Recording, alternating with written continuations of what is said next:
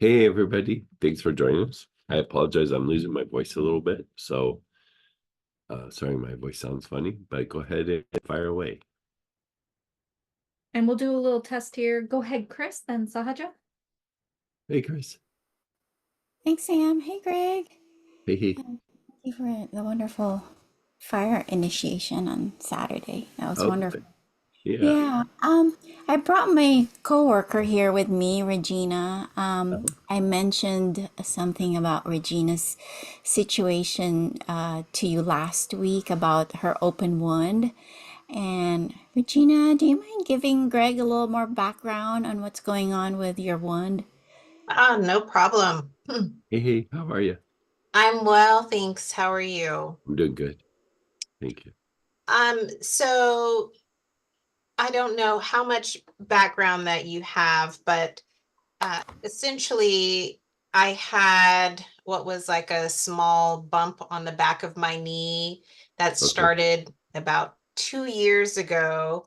And when I went to the doctor in November, I inquired about it. And at that point in time, they said I could remove it, and then they could test it. But if I removed it, it also had a higher probability because it's located in the crease of the back Yeah, of my knee that right. it could get infected. And so since November, I've had stitches twice. Both times it got infected. I'm currently taking some antibiotics, and we're just now in the process of just trying to allow it to try and heal. But we've kind of just been in this kind of like back and forth thing where it appears like it gets better, and then it gets infected, and now the wound has gotten bigger than it was when it initially started. The test results from the initial biopsy showed no cancer or anything like that. And so now I'm just trying to focus on trying to get the wound to heal and close up. Yeah, and Regina, it's gotten large, right? Yeah, it's about the size of a quarter. Oh, wow. Okay. Yeah. And are you diabetic? No, I'm not. And I have had all my blood work done, and everything is healthy. But it's in the crease. Correct. And have they tried to put it like in a splint or anything just to keep you from bending your knee for like 3, 4 weeks? No, I did ask her that at my last appointment, and she said she didn't want me to keep it where it was perfectly, straight, because she would be more concerned about me not using it all and getting muscle atrophy in my leg or anything like that. Well, and I don't know, have we already tried something with you, or this is going to be like just a fresh start? Fresh start. So I would try helichrysum, and the thing with helichrysum, it, it will help usually a wound to bind, and it will reduce inflammation, and it makes the blood like a little bit more fluid. And so sometimes with it being in the crease like that, anytime you're not getting a wound to close, like blood flow is usually a little bit of an issue, and that it's on the crease and everything, it all makes kind of sense. But we want to like increase the blood flow, and but not like stimulating. We just want it to penetrate that area, because a lot of times when a wound's not closing, basically like the skin is not dividing. And so the helichrysum actually should help that. Okay. And I don't know that we need to do. I mean, sometimes we'd use myrrh, but I like helichrysum more for this. The times that I've seen this before, it's usually been as a result of, either diabetes or like after chemo or radiation, where the skin just doesn't divide anymore. Like it's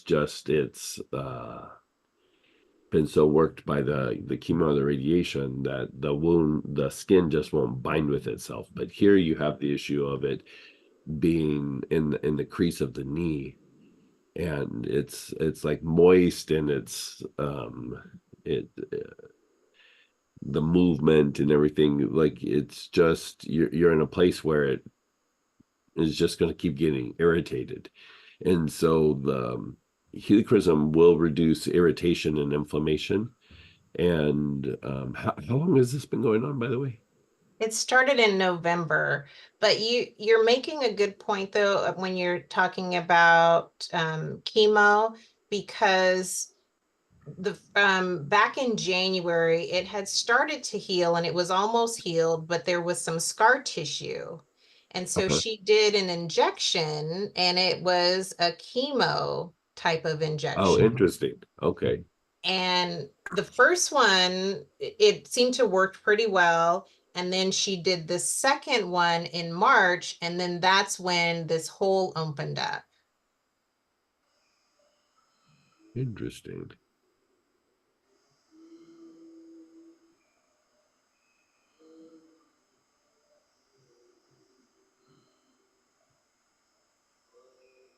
And I didn't know that it was a type of chemotherapy Right. until when I got my invoice, and that's what it was listed as, a chemotherapy. Right. That's kind of interesting. I've never heard of that. You know, that doesn't mean anything, but I just, Um,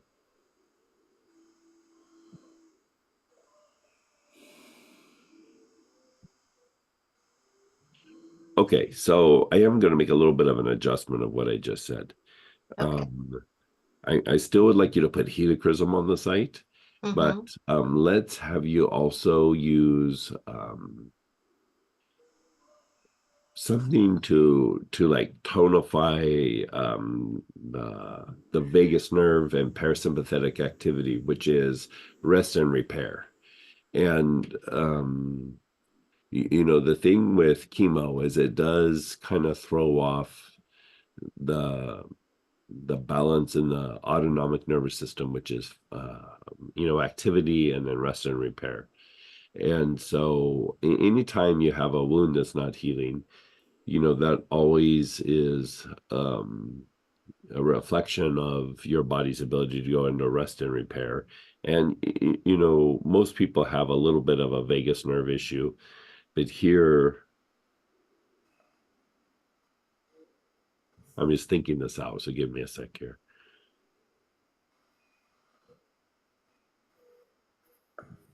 Yeah, I like that. So what we'll do, helichrysum on the site, and then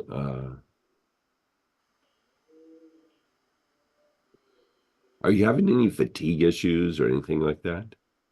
No, nothing like that. Okay, so then we'll do either marjoram, or there's a thing called vagal tone. Um, and you'll take the marjoram and or vagal tone and inhale it, but like a few drops, and rub it on the sides of your neck. And just because it will greatly impact the vagus nerve and that way, and will tone the part of the nervous system that goes with rest and repair. And so we want to support it at the site, and we want to support the neurological activity that shifts so your body can go into a repair mode. Um, you could do the oil on the side of the neck either, like I would do it in the evening or right before you go to bed. Like I don't know that you need to do it all day, but just, you know, inhale it maybe 15-20 times, and then rub a little bit on the sides of your neck, like just a few drops, like rub it on your fingers and then just rub it on the side right there. Um, and I mean, I would do it every day, but like after 2 weeks, if it's not moving towards closing, um, something else needs to be done. Yeah. Okay. Um, I mean, there are like more aggressive things, but it would start to get a little bit complicated. I would still want to just start off with this no matter what. And then if we need to do something a little bit more aggressive, at least we've knocked this out. means something else is going on. And I mean, I really think the biggest thing that's going on is it's just in the crease of your knee. Like I don't know that there's some big physiological issue other than, I mean, it's one of the areas that's really hard to, anytime you have like a crease, it's just hard for that area to heal because of location. Mhm. And so that you had scar tissue that used chemo, like that kind of threw me a curveball a little bit. Yeah, it's on the invoice, it's labeled chemotherapy administration intralesional. Right. Okay. And so you just had like scar tissue, like the, It had started healing and it was really hard, like when you touched on the area of where she did the repair. And okay, she said, well, we can try and soften that up. I can do an injection and that'll break up some of that in the back. It's probably some scar tissue to make it softer. And okay, when she did the first one in January, that did help and it did become softer and all of those things. But for some reason, when she did the second one in March, that's when it just kind of, it's like it went backwards instead of breaking up stuff, okay. down All below right. it. It started like, it seemed like it's then the hole starts getting bigger and bigger. And Yeah. so that was just So, off. so like when you see an issue where like like it got hard, is that there is like a poor blood supply to the area, and the hardening is the poor blood in the connective tissue. Like it's not muscle or anything, but it's just like what we call fascia. And so, um, like when you see a hardening or a thickening of a scar, it's that blood isn't getting to that tissue and it just becomes this like kind of lump. And the thing that would use to treat that is actually still helichrysum. Like helichrysum was one of the best things for scar tissue, even if it's old scar tissue. And so this goes back and kind of reinforces what we were saying in the beginning, where if we can increase blood flow to that area, like it's probably just not getting enough vascular activity to get that wound to heal. Like I'm doing the thing with the nervous system just to make sure that the body is going into repair mode, but between the two, this should knock it out. Okay. I mean, there's always weird variations that can happen, and so it's never like, oh, this is going to nail it, but it should nail it. But if it doesn't, we'll go through and do like a deeper evaluation. But given that you already had scar tissue and I mean, a little thing that's concerning is that it's getting bigger, but given the location, it's not that concerning. It's concerning, but it's not. You know what I mean? Okay. And so, And the helichrysum, do I just like put like a few drops on the actual yeah, wound or? yeah, Okay. yeah. Like you can put it on your finger, like a couple drops, and then rub it on the area, or if you can reach around and do it, but just like 2 or 3 drops at a time.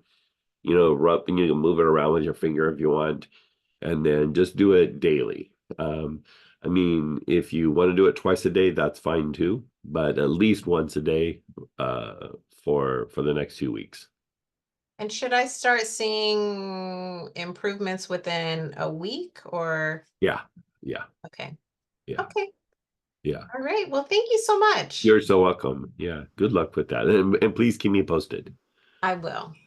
Yeah, and Greg, in Yes. terms of pH, other than what's in the book or protocol, now that you were able to ask further questions with Regina, is there anything else that we can do to support her?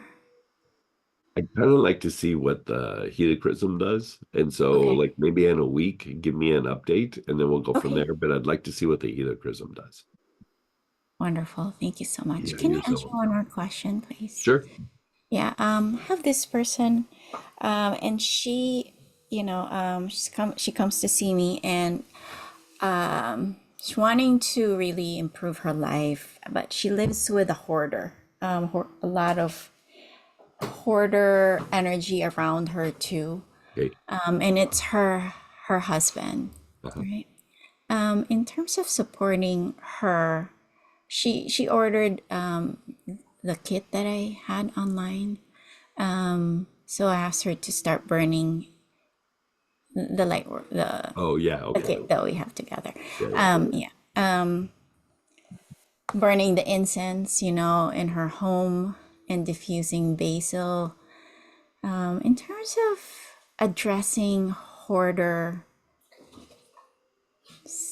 mentality or the emotional state of people who live in that, how would you address that or You're trying to tackle address it? it with the In husband, or you're trying to address it with, like, I'm not quite sure what you both, want to do. both, I guess, because she's wanting, she's having this inner conflict within herself and with her husband, because she lives in this home that's just filled with stuff, and I guess she's feeling stuck, and she's wanting to support her husband as well, but at the same time, there's no movement happening.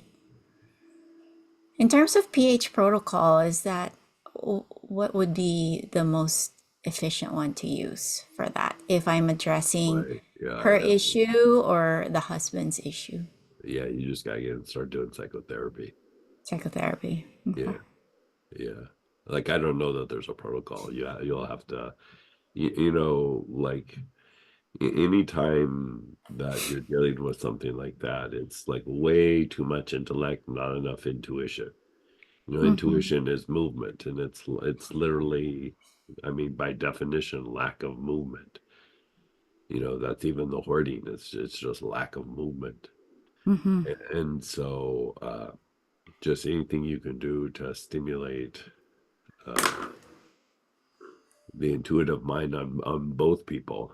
But it's not like a thing where you can just follow a template. You just have to get in and working it, and then reevaluating it all the time, because you might get a week where things go well, and then next week that won't work anymore. Like, you know what I mean? So you'll just have to Huh. adjust, adapt. Okay.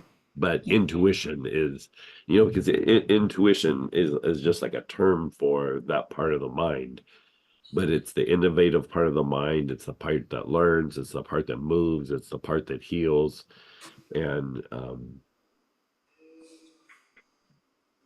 it's just too much intellect, not enough intuition. And like you said, like, it's in the household, like, so almost through like osmosis, you're Mm-hmm. getting uh, a little bit. And I think we talked about, like, that class intuition and healing the past, like, using those oils. You could even use that as a target for when you're doing healing, is like, look at the heading of each one of those, and work that with your intention, Yeah. and address it like that. Yeah. But there's not going to be like a clear path of, like, sometimes it's just like, you just got to get in and start dancing. You know what I mean? You just got Right. to Right. get in and it's always going to be shifting. And so every session you'll have to reevaluate and adjust. Got it. Yeah. Thank Yeah. you so much, Greg. You're so.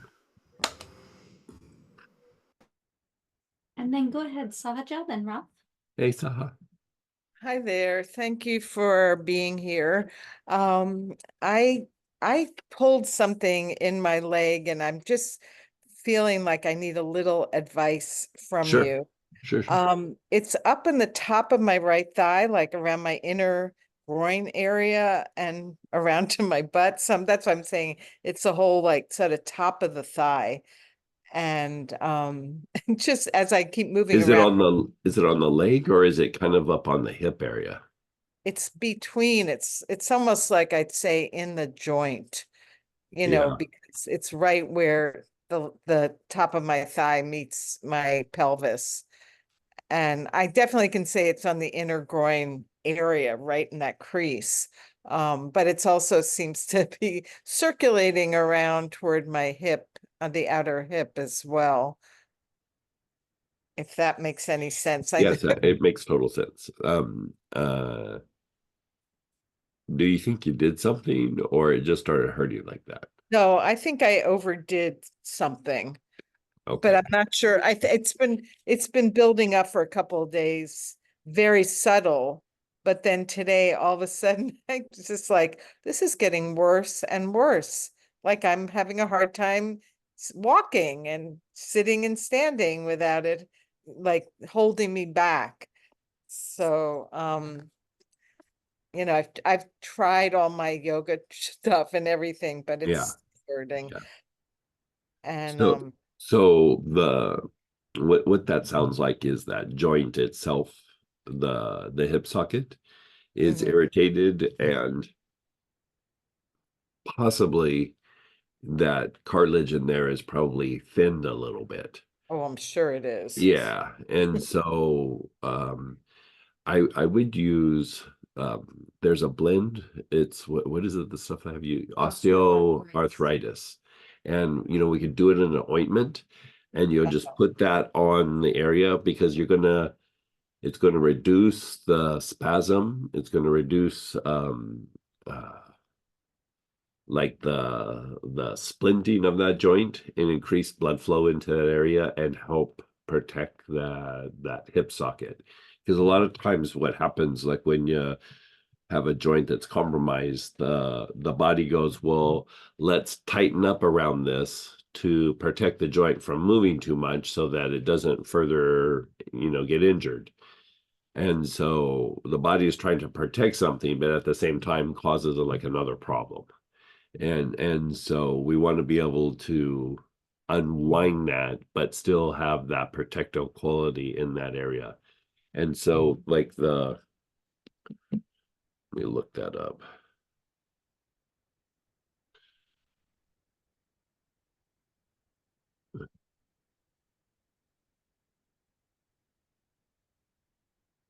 It's basically bay laurel, myrrh, rosemary, and then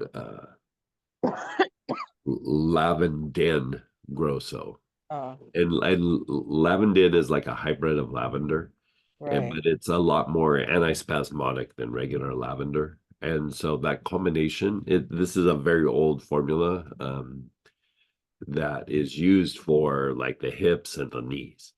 Mm-hmm. And so I would just put it on daily, even twice daily. Mm-hmm. And usually like for you, like it was better like within the first or second application. Yeah, like Samantha had kind of a similar thing.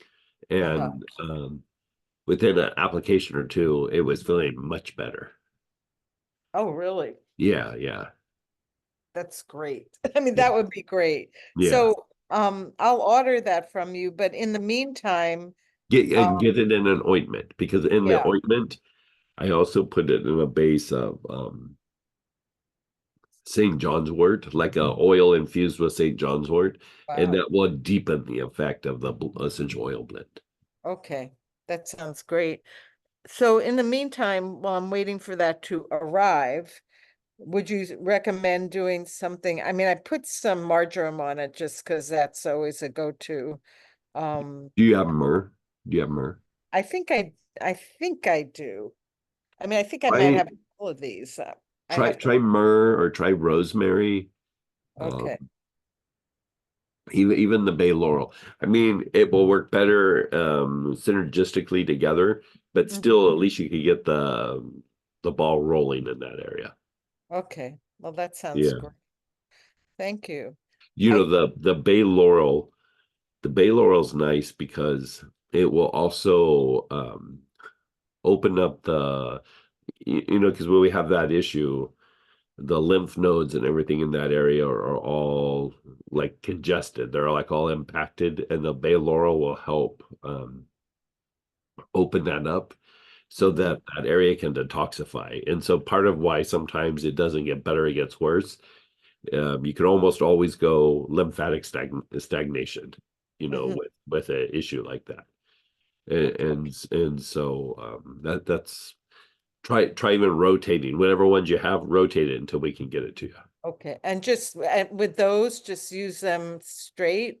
I mean, Yeah, straight or put like several drops in with like a little bit of lotion or something or massage oil and then rub it together. Like just mix it in your hand and then oh, just rub it on the area. okay, great. Thank you. I You're, also have another question. uh-huh. I'm looking at getting cataract surgery in Uh-huh. a month. Okay. I'm finally doing it. And I'm just wondering if there's anything you recommend for the healing. I think helichrysum is probably what you would say, especially after the last conversation. So the thing with that is for one, that surgery goes really well. It's a surgery that they have really down, like Yeah. and so two things is that before before like take some form of vitamin C or quercetin or something just to Mm-hmm. improve like the collagen and things in the body. Um, Usually with cataracts, that's usually just exposure to the sun, but back way when you were young, Mm-hmm. or a long time ago. And so after the fact, I would take Shazandra, Mm-hmm. and the reason being that the more that you keep that eye hydrated, the quicker it will heal. For the eyes, it's hydration. Like how well do you hydrate that eye? And Mm-hmm. then I would put saline drops in your eyes after the surgery, like once or twice a day, just every day. Sometimes the surgeon will tell you to do that, sometimes they won't. But there was uh, a really famous eye surgeon down in Southern California. And I mean, that was his go-to thing. And he had quite the reputation of, even serious eye issues, people were able to heal. And his whole thing was post-surgery is you just hydrate the eye multiple times a day. Mm-hmm. Um, the people that I knew that did stuff with him, man, the ones that did the hydration, they got better faster. Wow, that's good to know. Yeah, and it's easy. It's just putting, for me, putting eye drops in my eyes is not easy, but getting those eye drops in, just putting saline solution, it's simple, it's easy, and it's very, very effective. Okay, that sounds great. Thank you so You're much. so welcome. And then let me know when you have the surgery. I will. I Okay. will. Okay. Thanks. And just to make sure people are clear, how do you do the Shazandra? Oh, Shazandra would be 2 or 3 drops internally. Yeah, Yeah, Okay. just wanted to. Thank you, Sam. yeah, yeah, yeah. And then go ahead, Ralph, then Lolly. Hey, Ralph. Hey, Greg. First off, I have an update. I know a couple of weeks ago I talked to you about some open wounds on my head Yes, from a year ago, and I've been using the myrrh oil, yes. and the one that's been the biggest problem has now skinned over. Oh, beautiful. It is starting to put like a little scab over top of the new skin. Is Okay. that kind of a normal thing? No, but Okay. that you've had that kind of issue. I mean, I wouldn't read a lot into it. You know what I Okay. mean? Um, huh. Should I continue to put the So myrrh on so it? it's covering, but then you formed a scab again. It feels like it's trying to form a scab again.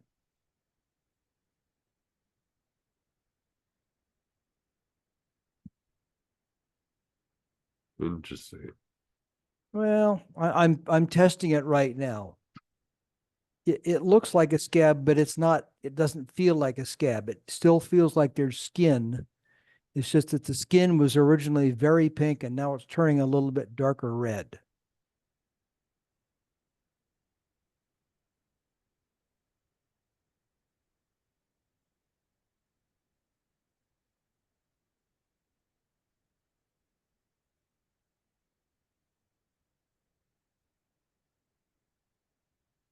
And there's no like white stuff or anything in and around that area? No. Okay.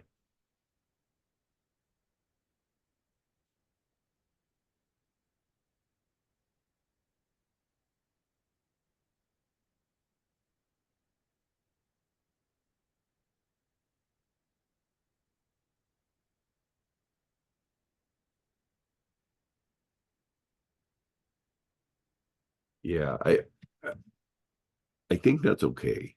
All Like, right. I would continue with the Myrrh. Okay. That's all we had you using was Myrrh. Yeah. Yeah, yeah. If I So remember right, helichrysum didn't do anything, right?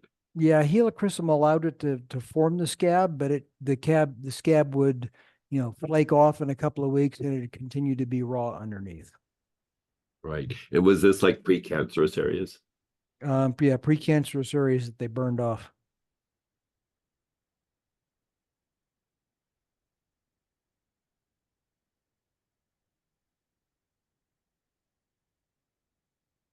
Let's have you do that. And you did get the kit from the Auric programming, Yes.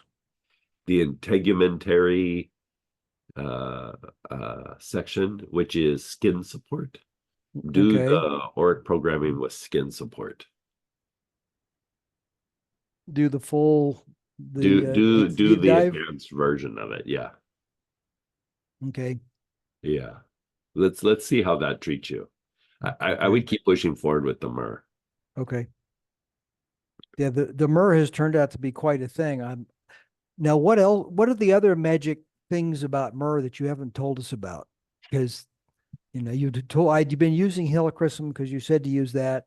I don't remember you, or maybe I was just asleep for it, mentioning Myrrh for open wounds in the past. So I Um, was quite pleasantly surprised when you said it, and it's working out so well. yeah.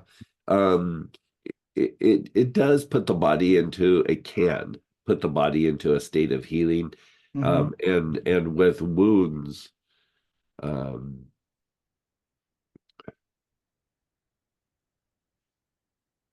with wounds, sometimes when other things, it depends on the kind of wound, Okay. but like sometimes the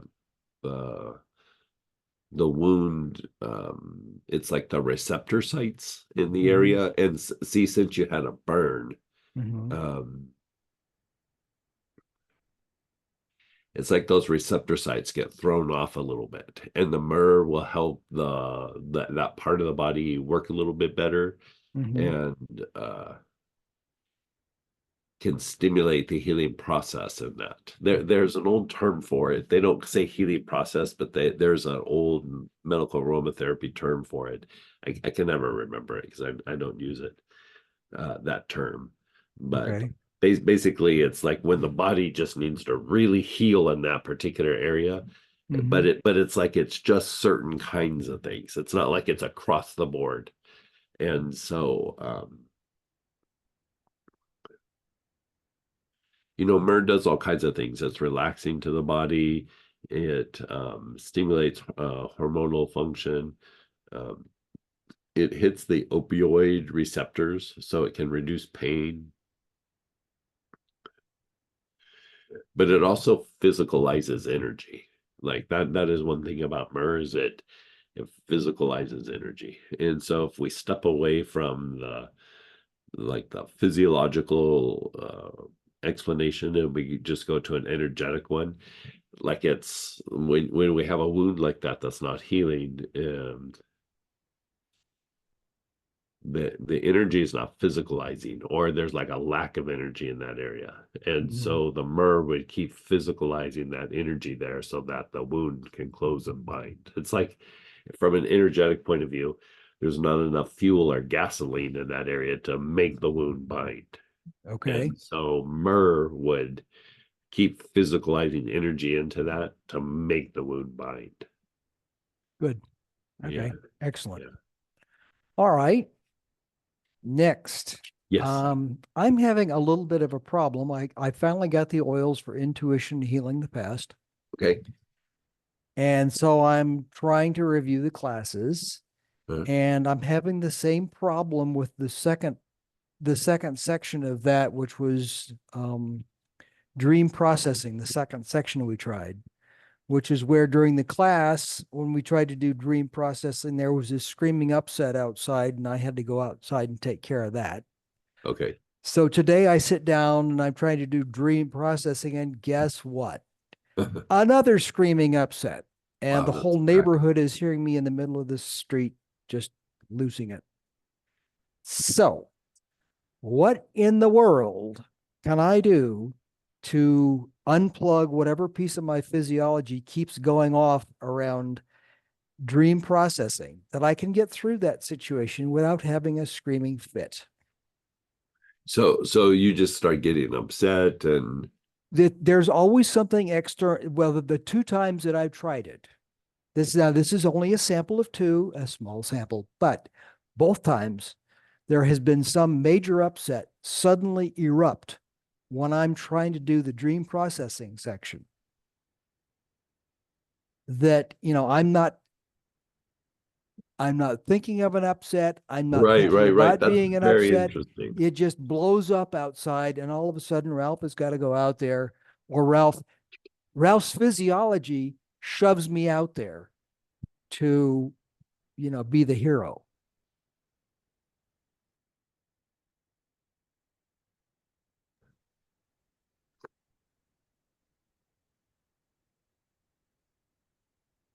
That's very interesting.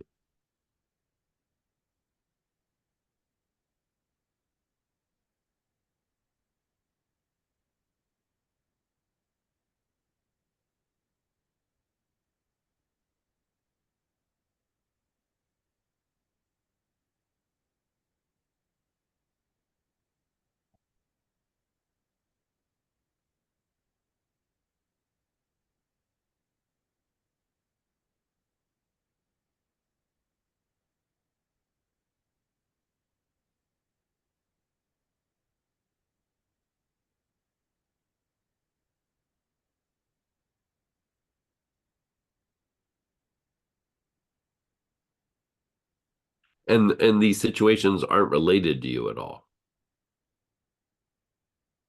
You're drawn out to them because they're in your vicinity, but it's They're not drawn like out to me because it includes it in some way. In both cases, it includes a family member, different family members.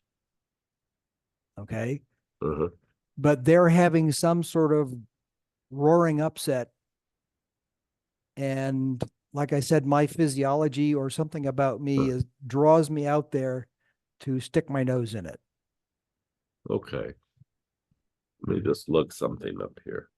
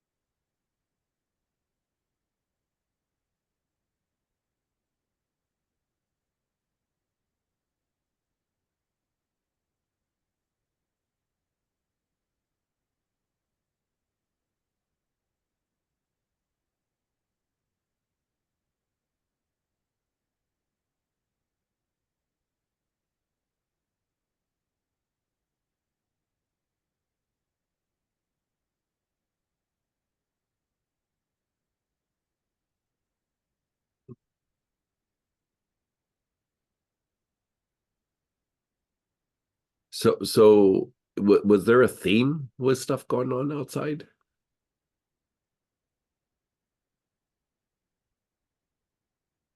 Not that I can identify.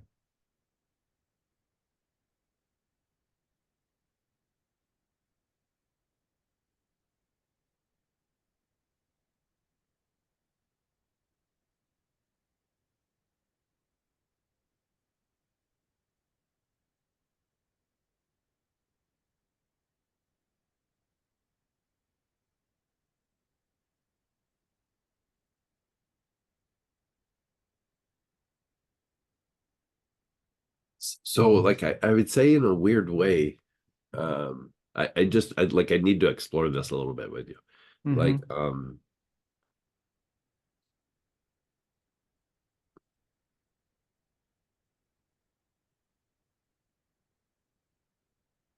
if you look at the idea, because it's always been dream processing, it's not been one of the other oils, it's dream processing, It's right? always dream processing Okay. when I'm trying to do that one. That's where both of these things have gone off. And both times it's been painfully upsetting. Let me look up one more thing here. So I'm wondering, like first time is happenstance, second time it's like, okay, this is not Yeah, an accident. right.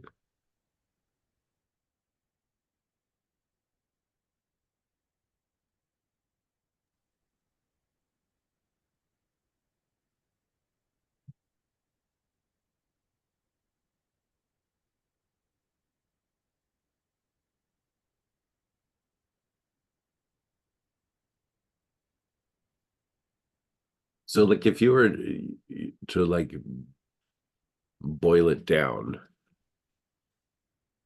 God, I find that so interesting.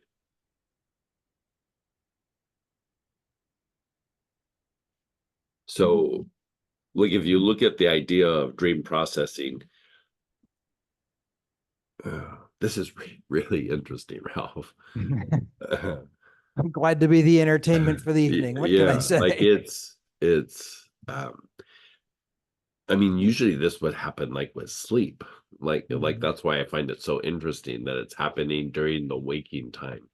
But usually what would happen is you're being like when dreams are the dream processing or that dreaming aspect, it's bringing your awareness to something that potentially is being like repressed, and it's being brought to the conscious mind. And you would have some funky dream, and then you'd go, oh, like this weird thing happened in my dream, and then it makes you contemplate, but here you're literally living it. Mhm. And so it sounds like something with emotional responses. I'm not sure how that quite translates though. Like, let me think this out for a second. Emotional responses. And they're upset. Is something happening to them, or they're getting upset about something? In both cases, something has happened to them. Yeah. And Yeah. interesting you That makes mention it like that because yeah. my first job out of college as a field service tech was I was responding to people had these office machines and they would stop working. And so this was a big crisis for whatever office they were in. And I had to respond to it and fix their crisis. So Right. it's like I'm being thrust back into that same energetic pattern in Right. this. Right.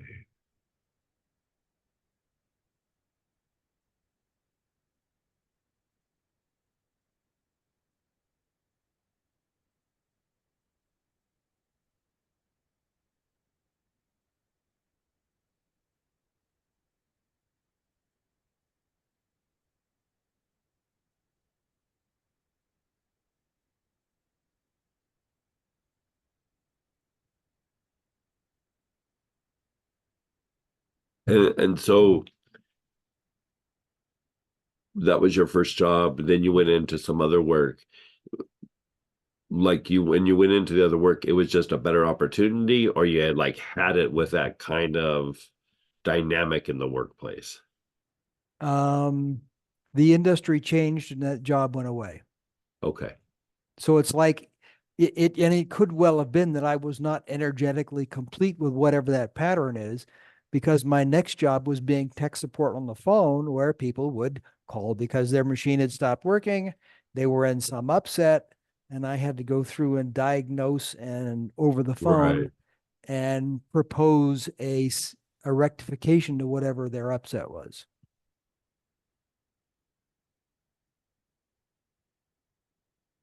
And so with that, when you're in that kind of work, was that stressful for you? Was that upsetting for you? Was that frustrating for you? It was upsetting. Yeah, I think it's about that.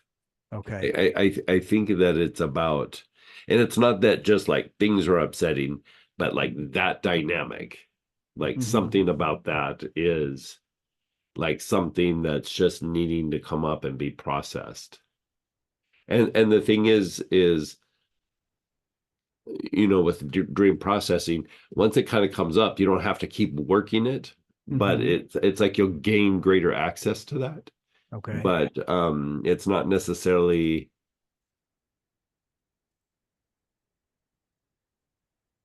Huh. Let me look that up here.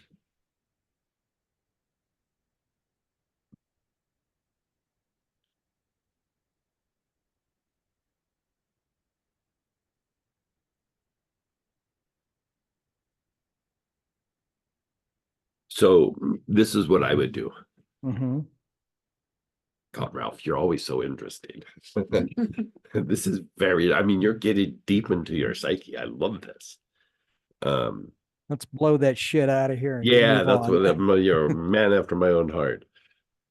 I would work in that kit. I would work polarity. Like I do polarity a little bit and then go back to the dream processing and then go back to the polarity. And really it's more about the polarity than the dream processing. Think of the dream processing as just pointing the finger at something. Okay.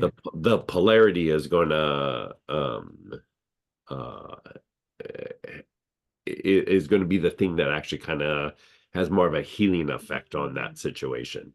Okay. The dream processing was just pointing your finger like, hey. Oh, that was just triggering the whole thing off. Yes, Yeah, exactly. And so the thing that's fascinating to me is that you're having an external experience rather than an inner experience. I think find it's that trying to get really my attention. Yeah, totally. Yeah, totally. Okay.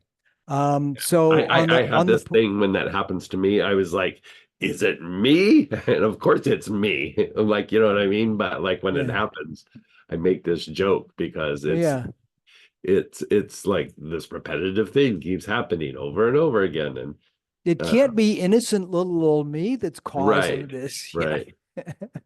Yeah. and So in doing this, would I do like the whole deep dive, all 4 sections, or would I just do part 2?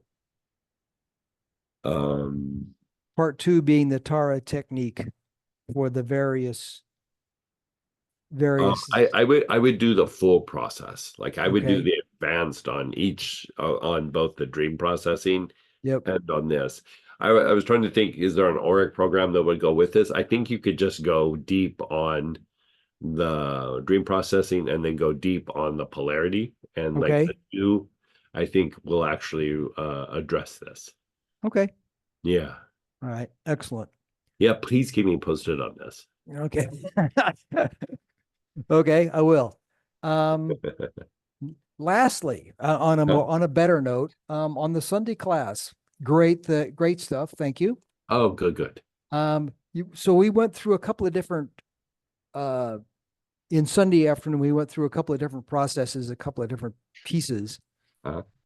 Would it be appropriate to ask about maybe some oils to add to those to make them more effective, or just do those processes just with the energetic forms? Which piece would you think about? First, undoing the thought forms and aloes. Okay.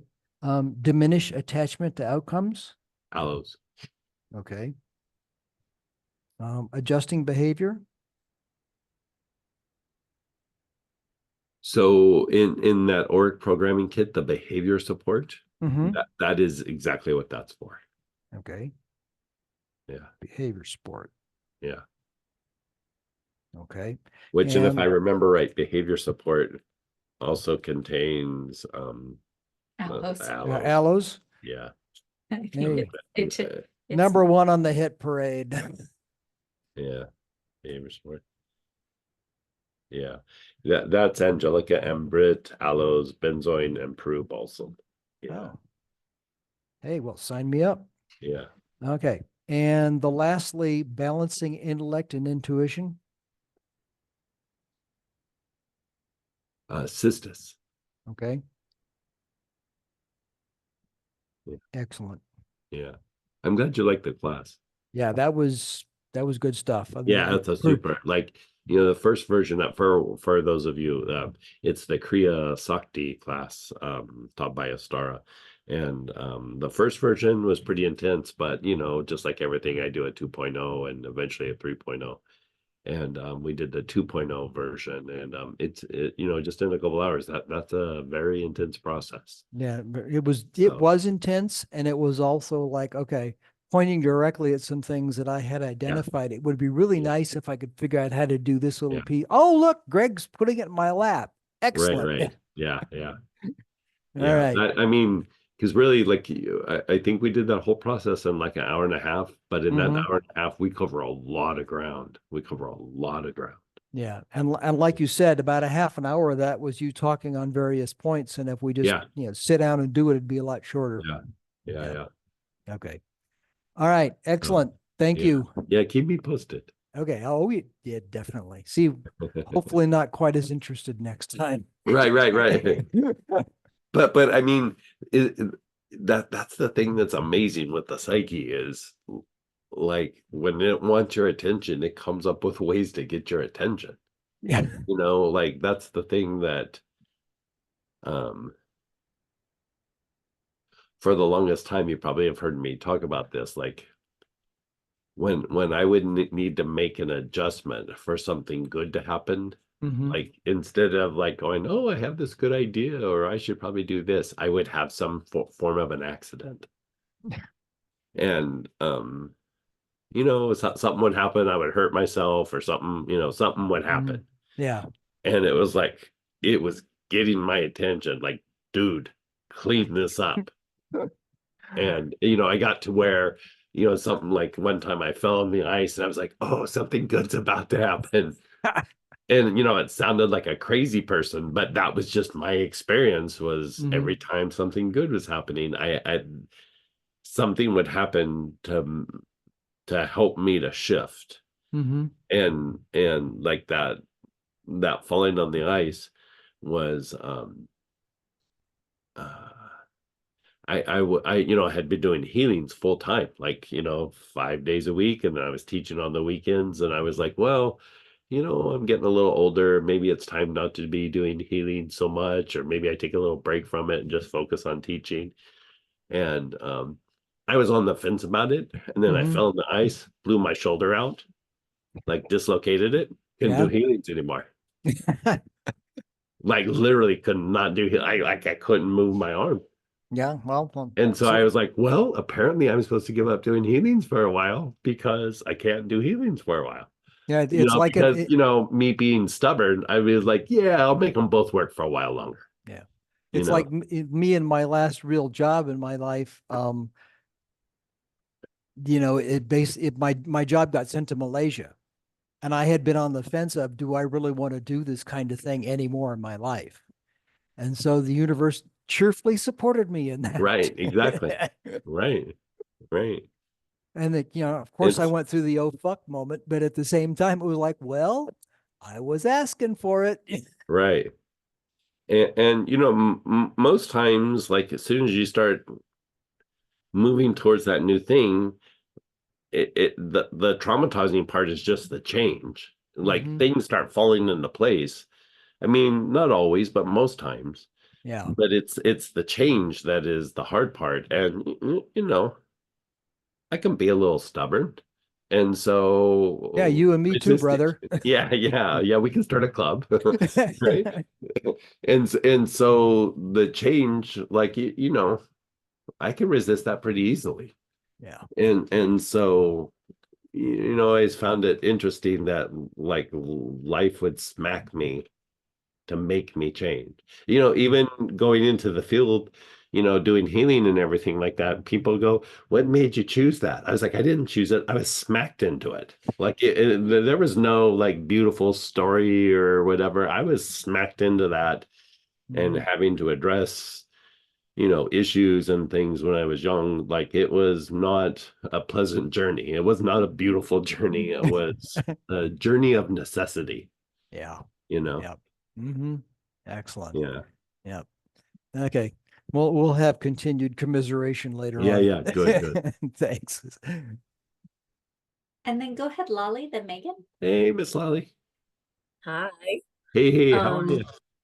oh my God, the weekend was just beyond amazing. It was, yeah, thank you so much. Yeah, I'm glad you enjoy it. It's Yeah. good seeing you too. Oh my God, thank How's you. your jaw doing? Yeah, How's your jaw doing? so that's interesting. So on my way home, I could already feel like it's popping again. So I could hear it's doing the same thing, and it was actually a little bit more painful. Yesterday was, so it's interesting. It's on one hand, I feel more balanced and more clear and it feels better. But on the other hand, it was a little bit more painful yesterday, which sometimes happen when I get adjusted there.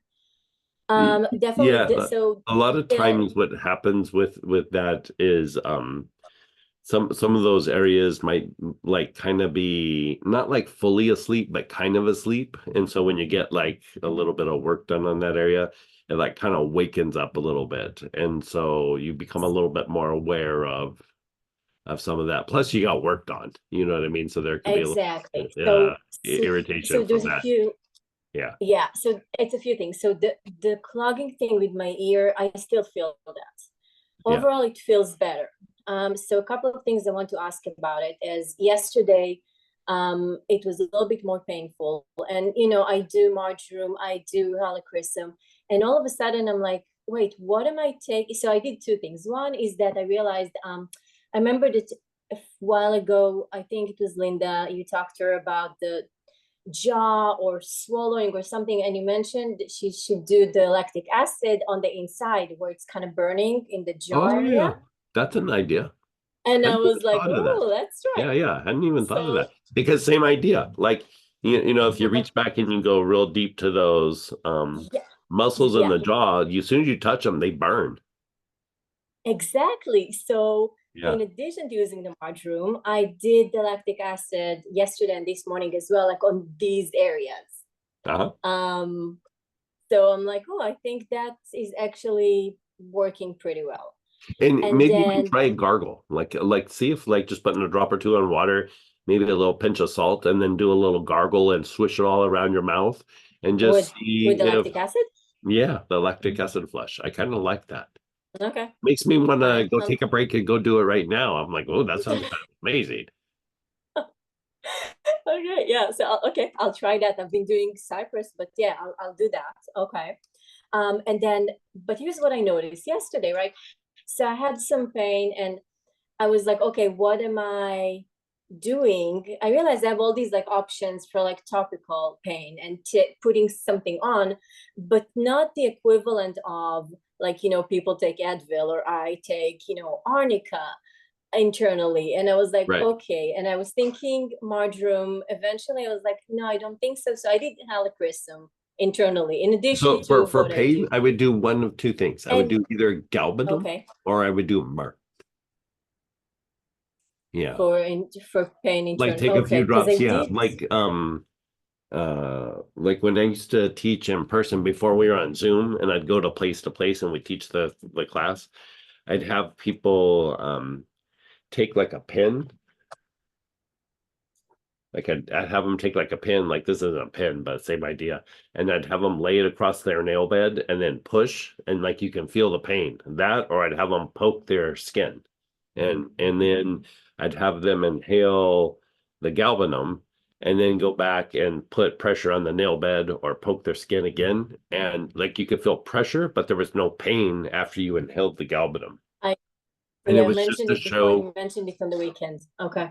Yeah, so it was just to show the effects of the galbanum on the pain response. And Myrrh does the same thing. It does it through different mechanisms, but it does the same thing. Usually I start people off on galbanum, but occasionally, But like more chronic the pain, sometimes I will switch them to myrrh. Myrrh hits the opioid receptors, and both have pain relieving. Like it's not that it's like pain relieving, but it's like how your body processes pain. And if you're not finding a lot of relief with the galbanum, like then switch to myrrh. But like in really severe cases, I mean, I might even bump up the amount of drops that they're using. But like for this, I would do 2 or 3 drops of galbanum, like maybe twice a day. And then so I if, do it, and I do it once in the morning. But okay, I yeah, can once in do, the yeah, morning then I and can once do. in the evening. Okay. And Okay. evening can actually be a little bit more important because when Yeah. you have like a pain syndrome and then you go to lay down, you become Mhm. more aware of the pain. You know what I mean? You become Yeah. more aware of the discomfort. You become more aware of the pain because you're not doing things during the day like you were during the day. And so when you lay down, all of a sudden you're meditating on what hurts, right? And Mm-hmm. so sometimes putting the galbanum in, taking it internally right before you go to bed will actually help you to sleep better, or the myrrh. Mm-hmm. And it doesn't make you so acutely aware of the pain syndrome, because what will happen sometimes with chronic pain issues is not only does the person like start to think about it at night because you become more aware of it, but because you've had so many experiences, it literally you'll start to develop a phobia, and I don't think you're anywhere near that. But what happens over a period of time, you lay down, you're like, oh, this has been bothering me every night for the last 6 months. I'm not getting good rest, and it literally turns into this like kind of fear response and a phobia, and it then starts to become a little harder to treat. Mm-hmm. Okay. And then, so, oh, and I've also been doing lantana spray, and I've Yes. been doing, yes, and the So Paracelsus, well, And yeah. and the thing that, like, we can do this with everybody, but like, so let's have everybody just kind of sit still for a second and feel how your jaw feels in your mouth. Here we're talking about she has a jaw problem, but just see how the jaw seeds in your mouth when your jaw is just relaxed, and feel how it hits the teeth. Now elevate one of your shoulders about 2 or 3 inches and notice what happens with your jaw and how it seeds in your mouth, how it lines up in your mouth. You notice it throws the jaw off, right? So that the jaw is a very adaptable joint. And so when there's misalignments or elevations or rotations in the body, it's reflected in the jaw. So like we treat the jaw, but also, just like look in the mirror and see, are my shoulders, is one more elevated, or is my hips off, or do I have a little low back pain, or, something like that, or do I sit funny? Like one of my things is like sometimes I'll kind of like lean to one side like this and it will throw the jaw off. And so like when you're sitting, are you sitting like kind of square and, things like that. So it's not necessarily, at this point causing something, but you might be aggravating something. But the jaw could be, I mean, if I remember right, you've had a couple of neck injuries, so it's most likely because of that. But we also want to just be sure like that the shoulders are square, the hips are square, and if there's any sort of misalignments anywhere, treat those areas as well as the jaw. Mm-hmm. So, okay, thank you. So, yeah, so, but the overall is like, I can't even explain, because it's like I woke up from something. I look different. It's Yeah. all like Yeah. something is so much more balanced now. So Right. I need more work on that, but that's definitely the right And direction. Yeah. remember what we said too about the And I did that. whole side of the head. Yes. Yeah. I did that too. Yes. Okay, good. Yeah. Okay. Then, so thank you. Then, so, and then, okay. So with the myrrh, so not frankincense and myrrh, just myrrh by No, just itself, myrrh. Yeah, right? just myrrh. Yeah, just myrrh. Now, okay. Now, another thing is the galbanum. We talked about that briefly on the weekend actually with Sam, but like when you do the lactic acid flush has galbanum in it already. But even if you're taking that internally, you would still Yeah, take it's galbanum because when you twice a day. mix it with stuff, it turns into something different. So Yeah, which is it might have a little bit of Mhm. impact, but you want to just do galbanum by itself. Yeah. Okay. Yeah. Okay. Now, you know what? Let's stay on. I have quite a few things too, but okay, let's stay on the pain thing. So moving on from what I have going on. Another thing that I was thinking about. So I mentioned to you, I'm doing actually PH on somebody who's doing surgery this week, which is fine. Working on her every day, it's fine. Now, my question is, how do I, because she doesn't use oil, she uses other supplements. I don't know if I'm really going to be able to introduce that, but I realized that I have a few things that I'm kind of like, I don't know how to troubleshoot, because here's the thing. It's not one thing. It's endometrius surgery. So taking out the ovaries, taking out a few other things. She already had the ovaries out a few years ago. She also has chronic fatigue. She also has issues with her gut. She also has, she's bipolar. Okay. She also had a reaction from the anesthesia after the first surgery because it kind of got her more depressed and it kind of aggravated the bipolar situation. Right. Now, at this point, right now, this week, she's not taking any of her supplements because she's just before the surgery. Right. So I'm doing pH, I'm doing whatever, and I mean, she's very receptive and everything, but in my mind, I was like, okay, what if, let's say we're treating something like that with oils. So I know that you would stop oils a few days before a big surgery. Right. But would that only be internal, or would it be everything related to oils? You could do inhalation. The thing with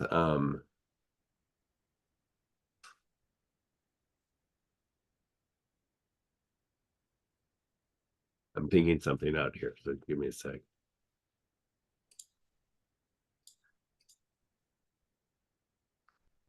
So a couple of things. I'm gonna even need to look something up in my notes.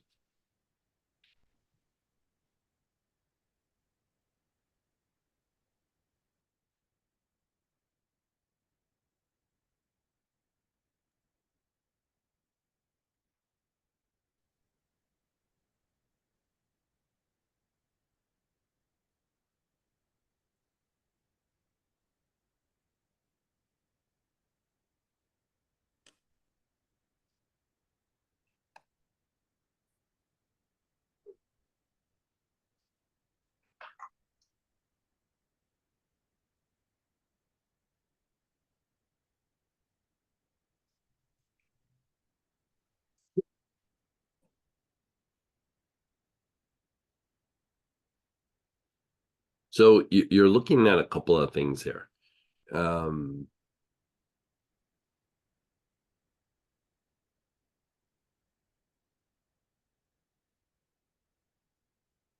One you could say is, bottom line, however you want to look at it, if you boiled it down, is just the stress response. And anytime stress gets excessive, it starts to shut down the body, starts to cause fatigue, things like that. There's different ways of saying it, but we're going to say it like this way. And so you look at the digestive issues and things like that. Those are too much sympathetic nervous system activity, not enough parasympathetic activity. And then you look at chronic fatigue syndrome, again, not being able to go into rest and repair. So there is a vagus nerve issue thing going on there. And even if they're not going to use oils, having them do like the long, slow abdominal breathing will actually reduce the stress response. Like it will help to regulate the body. So even if she's not going to use oils, even if she just inhales through her nose into the, with the abdomen expanding, and then as she exhales, the abdomen compresses, exhaling through the mouth. That right there will start to shift her stress response. Like it will calm it down, and it's like it sometimes gets like hyper vigilant, hyper reactive. You know, like normally somebody might have a stress response like to a piece of stimuli that's like this, but then when it's overactivated, it will be like this. Like it becomes much more agitated. So we want to be able to calm that down. And so even if she's not going to use oils, if she does use oils, things that stimulate the vagus nerve or parasympathetic activity, so marjoram, sage, tarragon, things like that. The vagal tone, anything in that vein. So that could be good. But then the thing with the bipolar issue,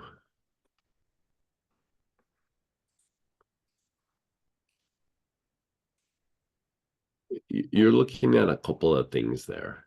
And for one, there's going to be a big fluctuation with the Ming Men, which is the center opposite the navel. It's going to do this like That's what yeah. Yeah, just all the time. It's going to get big, it's going to shrink. It's going to get big, it's going to shrink. And so you want to come up with ways of stabilizing that. Now, part of the reason why it's fluctuating like that is there's different rhythms in the body, and it's a byproduct of one of the particular rhythms in the body. And the that I don't think we have this on the site, but it's in an upcoming class. In fact, I think it's next weekend. There's a blend called Rhythms that addresses all the different rhythms.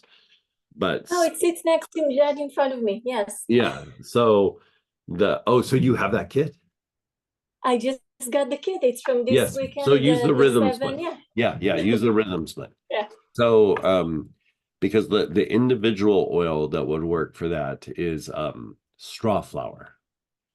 But you have the blend, so you use the blend. And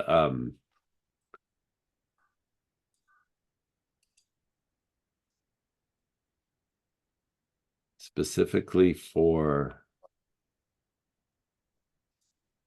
you want to have her inhale it with her awareness on the back head and then the base of the skull. Even if you're doing healing, like cleaning the back head and like with electric violet and energizing with electric violet, regulates the rhythms in the body. You still would want to treat the Ming Men, you still would want to treat other things, but that thing on the back head is the source.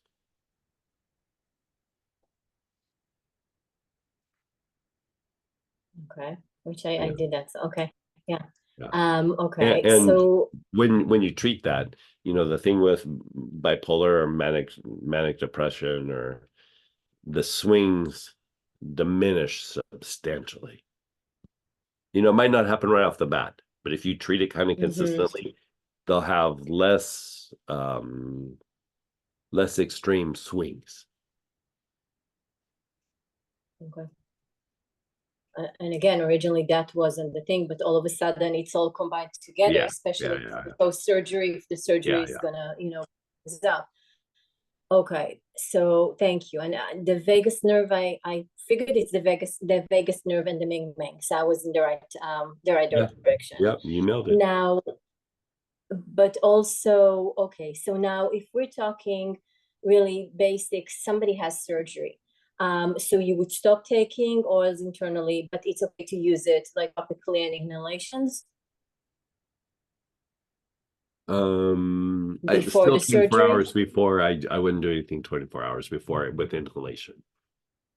Okay, but up until Yeah.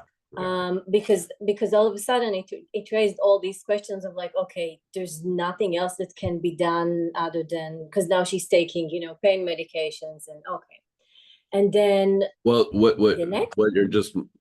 wanting, she's going under the knife, so you don't want to cause any sort of weird Which issue for the makes surgeon, sense. the surgeon. So you just, Mhm. you just stop everything for a little bit. Okay. But even inhalations are helpful in even treating pain to a certain degree. Yeah, they can't mean, but So like up to 24 hours, and then 24 hours yeah, before, yeah. it's like nothing. Mhm. Yeah. Yeah, makes sense. Okay. Yeah. Now, as far as recovery, so if there's a scar and if there's something there, then helichrysum topically. Yes. Yes. Okay. Okay, that's an easy one. Now, Yeah. now we're going back to what we just talked about earlier regarding pain management. So she's realistically it's a surgery, right? So they're gonna give her like oxycodone and Advil and Tylenol. Uh-huh. And I'm wondering, even if it's not specifically for her, I want to be able to know what a person can use. Like, is there anything that can be used For that can post-surgery? be for post-surgery for extreme pain? Yeah, but let's say post-surgery, that's going to be close to that. Somebody who doesn't want to take all these things. I would take Myrrh. Myrrh? Okay. Yeah. So same, but then probably the quantities are different. You would probably take 5-6 drops a couple of times a day. Yeah. Okay. Yeah. Okay. Because I was like, I don't even know how to supplement that, and I need to know, like, it's important for me to know that as a okay. Right. Okay. Yeah. So that's twice a day. Okay. So that'll be the go-to for pain. Okay. Yeah. Now, Because that's pain also that you can't really reach. It's going to be an internal surgery. So topically, you can put things on there that are pain relieving, but when you're dealing with something deeper in the body, you'll have to treat it internally, and Myrrh would be your best bet. yeah, I mean, You could use realistically, galbanum Myrrh as is well, but usually for okay. post-surgery, because it's hitting the opioid receptor sites. I find post-surgery Myrrh a lot of times is the better choice. If you don't have Myrrh, galbanum will still do something. Like they'll both work, but I usually go Myrrh with that. Okay. And then the chronic fatigue again, adrenal, migraine type of thing. Chronic fatigue also is lack of parasympathetic activity, which is rest and repair Oh, we got to the vagus nerve, and then yeah. a lot of lymphatic stagnation. Like just the lymphatic system is just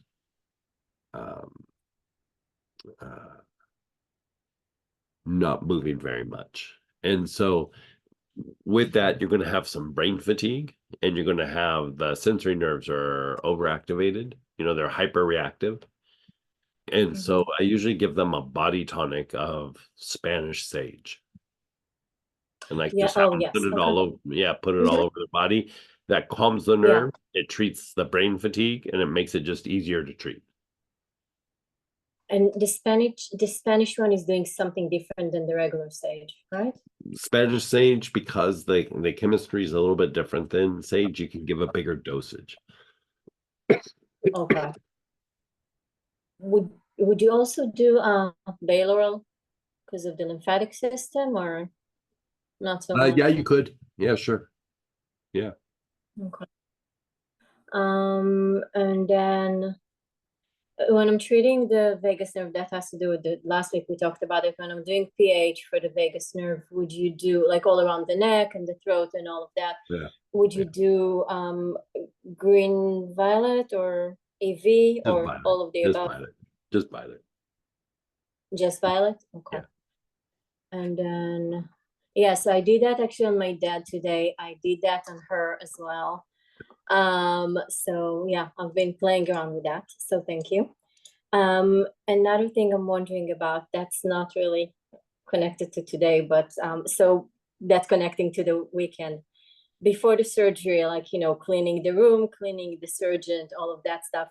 Basically, if I would use a Dorje, it would have taken me half the time. For doing what? To clean the room and clean the surgeon before the surgery. So if I were to use a Dorje, I see. Yeah, use the Dorje. Just visualize the situation, the scenario. and then just into the earth. Okay. Or the materialization breath by itself, not so much, right? Just on her part, maybe. That would work, but if you're going to use a dorje, just into the earth. Yeah. Okay. Yeah. And then going back to my dad really quick, with Uh-huh. all the stuff that's going on, another thing that apparently is happening, he can't feel his toes for the last few years. And he said that he's taking something for that, and it's probably due to the diabetes. Yeah, it's I'm thinking diabetic. it's blood Yeah. circulation, Use anything. well, it's a neuropathy. So use Yeah. nerve help like on the legs, like in an Okay. ointment or body tonic or something, but like Mhm. just consistently every day, and it will help that. Okay. Okay. I'll add that to the list of things to send. Perfect. Thank you. And then last question. When I have like a phobia or trauma, not like something that's more recent, like somebody had a car accident, now she has a fear of driving. Tarragon would be. So she had an accident and now she has a phobia. Yeah, now she has, yeah, she's afraid to drive at night, freeway, all of that stuff. And I'm already doing like pH on her, but if oils, what's the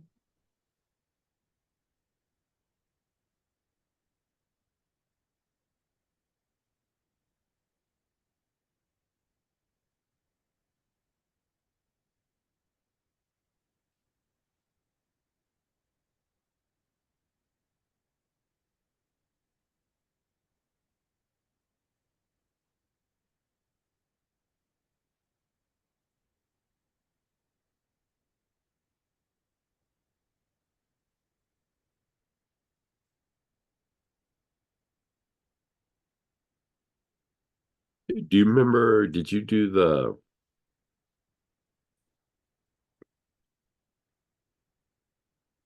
what was the one where, what was the class that we called it? The body map, wisdom of the body map, or, oh, she wasn't there then. I didn't do that. No, Yeah. I had bits and pieces of that, but I didn't take the entire class.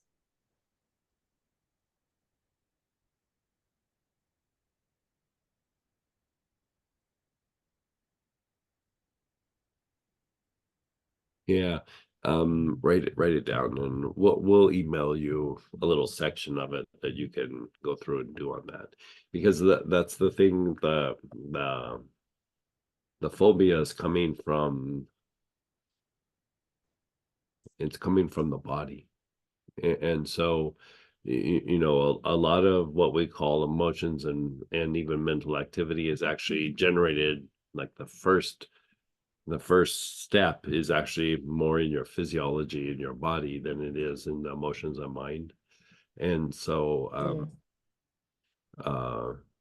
we want to use the process to address it at the body level, because you treat it emotionally, mentally, it's like you clean it up, but the body's still sending that information to the emotions and mind, and so it feels better and then it doesn't, and it feels better and then it doesn't, and it feels better and then it doesn't.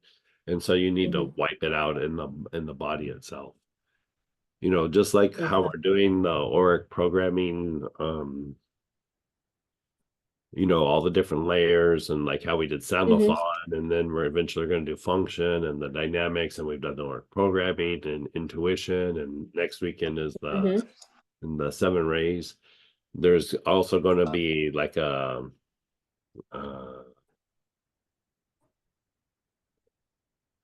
it's the same idea, but it's not the aura, but we'll be working the body and the mechanisms that affect the psyche. That's the next wave of it. Is we've already taught, I think, all of the classes, but we're going to put it together in a stream where you can go through and manually unwind different psychological issues. Because like you notice, like in the Auric programming, there's not like trauma, there's not like fears, there's not, because it's things like the Auric programming and the aura is doing certain things, but the trauma and the fear is what's already been physicalized in the body. So it's not in the aura, it's in the body. So first we're laying out the aura, but then the next wave is to go through and treat these other aspects to unwind what's there. And so I'll kick you over the thing that you would use to treat. Mhm. Yeah. Okay, perfect. Yeah. Thank you. That And it's then the last area. question. It's like the area that's associated with her neck, like is why. Okay. And then what I was thinking about was it that I can't remember, was it on Sunday as well? You might have mentioned it on Sunday. Yeah, possibly, but I can't remember if it's Sunday or the class before. The breathing, doing the temple from one side to the other. Mhm. That you're going from one and helping the nervous system. Is that something that can be beneficial for something like that or no? Like, because you're For the kind of phobia? balancing. Yeah. It might help a little bit, but it won't resolve it. Okay. Treating the neck is going to be Okay. way more productive. Yeah. Okay. Perfect. Thank you so much. And if you're going to do it with energy, clean elementals from the neck. So it's same idea. Also, like the vagus nerve, I also clean pretty much that area, but it's working on something else. Yeah. Okay. Yeah. Okay. Even though you're in the same area, yeah, different energies, Yeah. different approaches. Yeah. Mm-hmm. Okay. Perfect. Thank you so much. You're And so thank you again for the weekend. Amazing, amazing, amazing. Oh, good. I'm glad you enjoyed. Yeah. And then go ahead, Megan. Hey, Miss Megan. Hey Greg, on the materialization topic again, and I did Yeah. take the new Astara class, so I haven't tried that, but also I've been reflecting on how I've done a lot of materialization and materialization breath on career. Career seems to be just this very circular journey that doesn't seem to get better or improve, and if anything, things are kind of going down lately, it seems like. And career could be healing practice or it could be a job or something, but outside, I mean, a mom, I guess, could be career. I don't know if that is, but I have always wanted more of a paid career, and I'm struggling, Sure. like, what's my blind spot with that? I don't know. And did you take the intuition and healing the past class? No.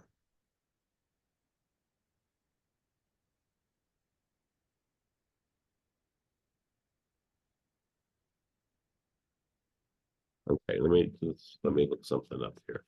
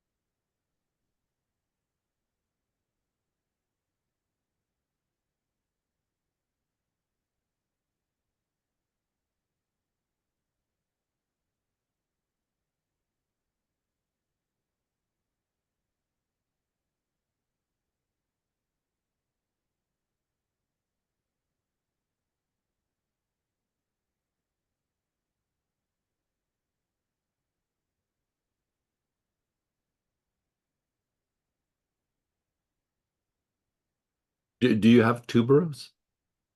Yeah.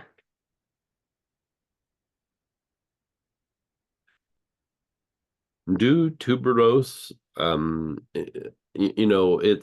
there's a blend called paradox, and that's what you're kind of trying to work with this that's out of that class. And that's the thing, like when we're coming from the point of view of intellect, if it's left, then it can't be right. If it's right, it can't be left. You know what I mean? Mhm. And with intuition, it's like we could do both. We just don't do them at the same time. You know what I mean? It's like intuition has a very different viewpoint of the things that we see, and intellect is very black and white. Mm-hmm. And so we're wanting to uh shift that. So use the tuberose and then do the pattern of front heart, forehead, back head. Okay.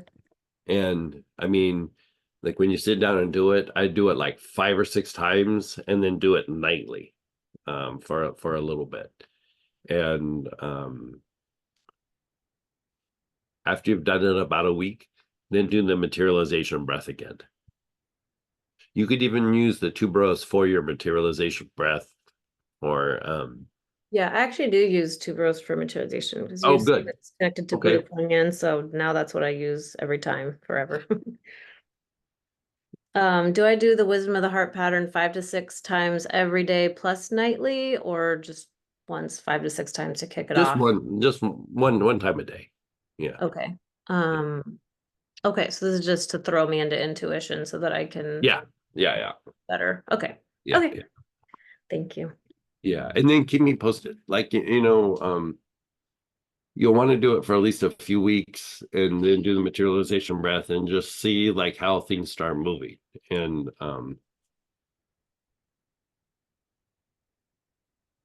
you did do Kriya Sakti? Yeah. And then do the Kriya Sakti practice. Yeah. Especially the one we taught Sunday, the 2.0. Yeah, because I did the first one a lot and just something needs to get kicked loose with me. It just didn't shift Yeah. things. Yeah. So the second one is very, very different. So we'll Yeah, see. it's very different. Yeah. Same idea, but it's extra strength. Yeah. Yeah. It felt strong. I felt a lot of things. So yeah. Yeah. Thank you. Question, after meditation, if I am in a group where I cannot exercise, is there an oil that can help me physicalize spiritual energy in the body? So you're wanting to physicalize or decongest? Physicalize. Physicalize. Myrrh. Yeah, myrrh. Inhalation? Inhalation, topically, a few drops on the wrist. Actually, a lot of times putting a drop on the forehead will physicalize it, or you can take a few drops internal. Yeah. Is there anything I can use to fade a burn mark? I've been using helichrysum neat or with aloe twice a day. And what is it? It's like a burn. How old's the burn?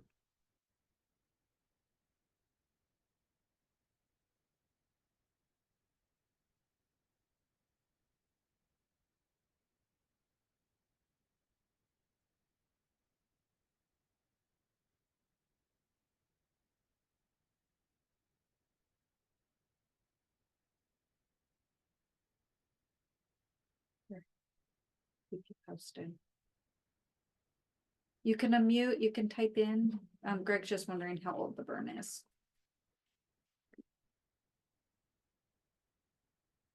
I'll wait on this screen when they Okay. pop it back. Not sure if there is such a thing as a stack for diabetes too. Basically, I have all the symptoms, but if there is, would like to know.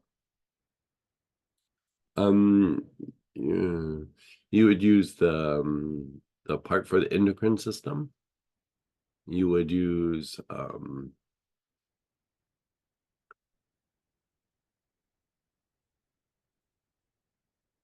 the enteric system.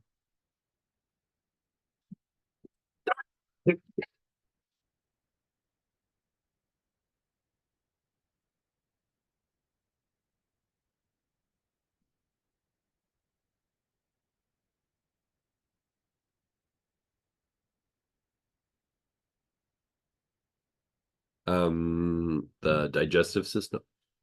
So that would be in support. And then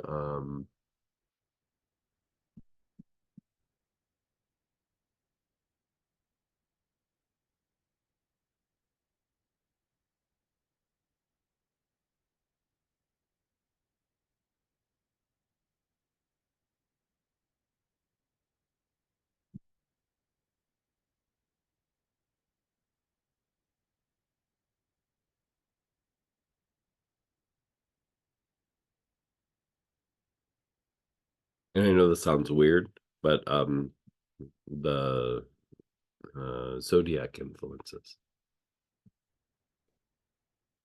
So I would do those as a stack. But what I would also do is take Barabine.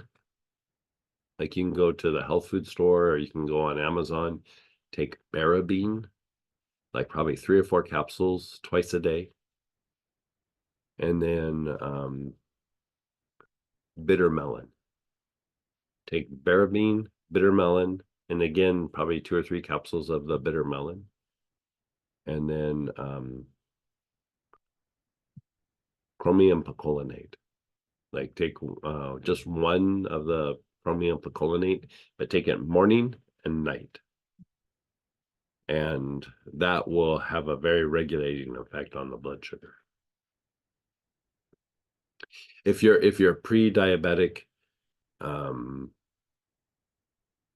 it will help prevent. If you're already having blood sugar issues, it will lower the blood sugar. So I don't know if you're monitoring your blood sugar, but you know, the devices are very expensive these days. I'd start monitoring your blood sugar just to see where things are at, and then that way you can regulate the amount of each of the herb and the chromium that you take. There's another thing called alpha lipoic. I think it's lipoic. Alpha lipoic acid. That you can take a couple capsules a day as well.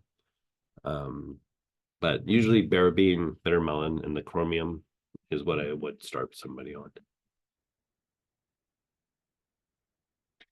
And was the amount for bitter melon the same as the Barabine? Yeah, like 3 or 4 capsules. Yeah. Yeah. I mean, it depends on your size, your body weight, and how off your blood sugar is. And so if it's not too bad, you could reduce the dosage. Like if you're just pre-diabetic, like 2 or 3 capsules of each a day, and then run chromium picolinate. But if it's high, or you're already in where your blood sugar is, you're considered diabetic, then yeah, you'll need to do 4 or 6 capsules a couple times a day. And I'm sorry, I missed for the alpha lipoic acid. How much was that one? Like two capsules. Okay. Yeah. Just that. I mean, I'd still do the Auric stack, but just that will probably regulate it. Unless your blood sugar is just like crazy high. Yeah. And then the other thing to keep in mind is cypress helps with a weak pancreas. And so taking a few drops of cypress a day, or even a couple of times a day, will help stimulate the pancreas to work better.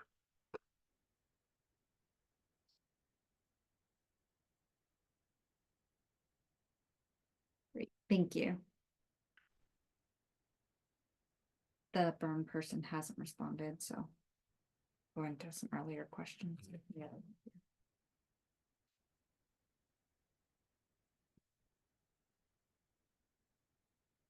The upcoming Ming Mang class, does it have anything to do with the Auric programming? No.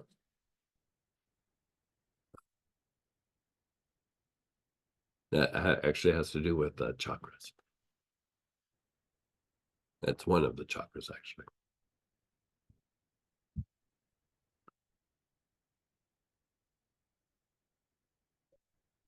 Is it going to be different than the other chakra classes? Like the ones that you taught that class? So we've taught that class twice. So this will be a 2.0 version. And so even if you've had the class, it's a review for you to take it again, but it will be a 2.0 version of it. So it will be different than it was the first few times. Your voice is sounding better. You should talk more. Yeah. This morning I could barely talk. Yeah.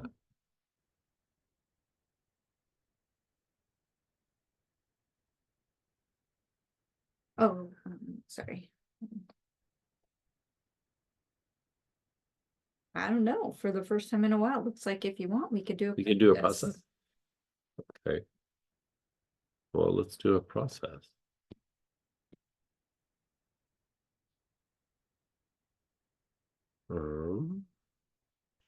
So let's try to do some work with etheric chords. So if you have etheric chords, if not, if you have ironbark eucalyptus, if not, rue, St. John's wort, even aloes. If you don't have any of those, let me know and we'll come up with some other choices, but let's see what you got.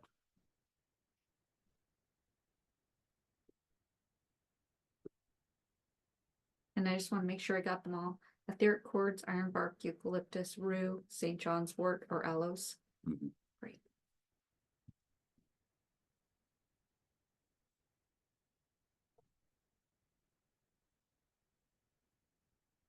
Okay, so the very first thing you're going to do is you're going to inhale and your awareness is on your spine.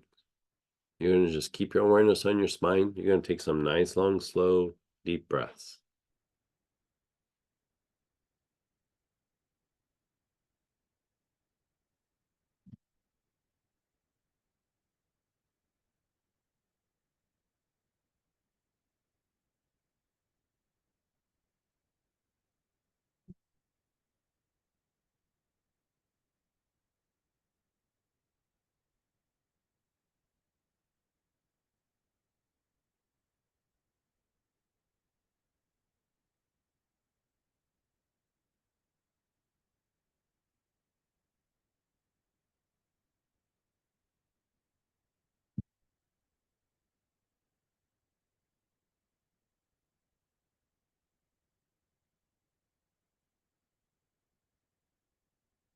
You're inhaling, your awareness is on your spine.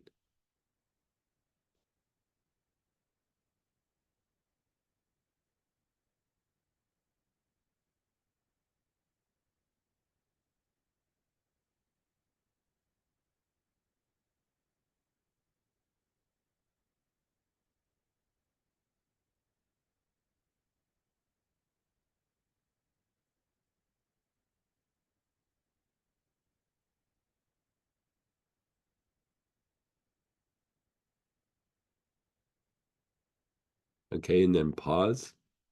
Now, pick a person from your environment.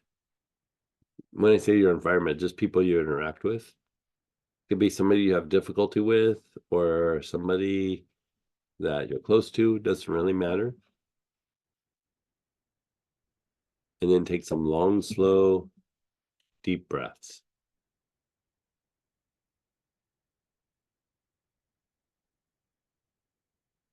Stay focused on that person while you take long, slow, deep breaths.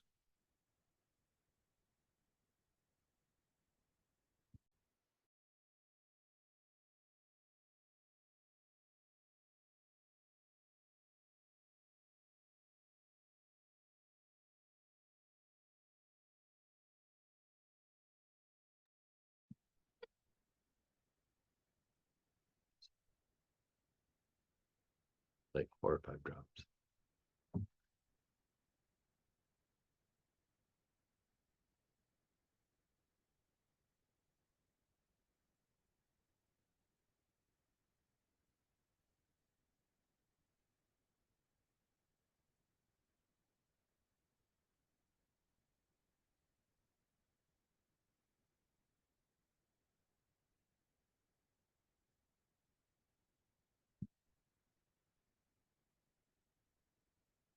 And then pause.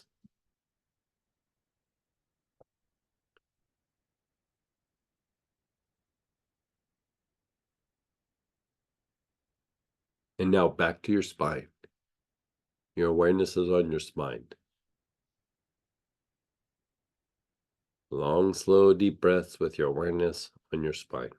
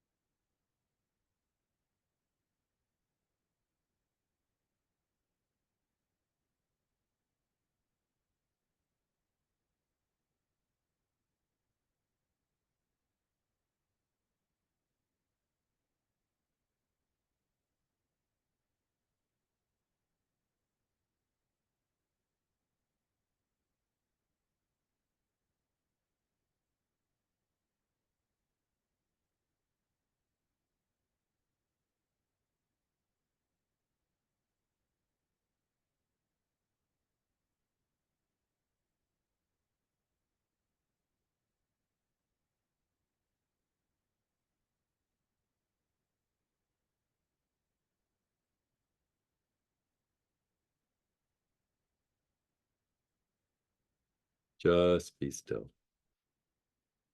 Go back to that same person. You're thinking of that same person. You're taking nice, long, slow, deep breaths.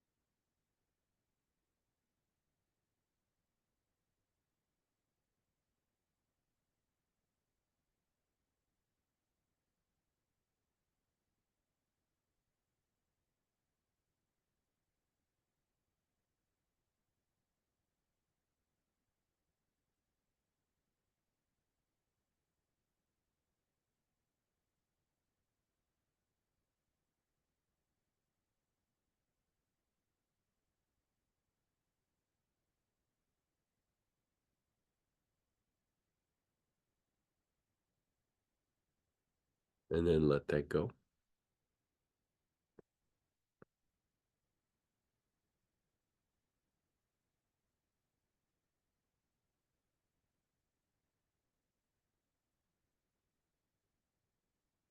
Now go back to your spine. You're inhaling with your awareness on the spine.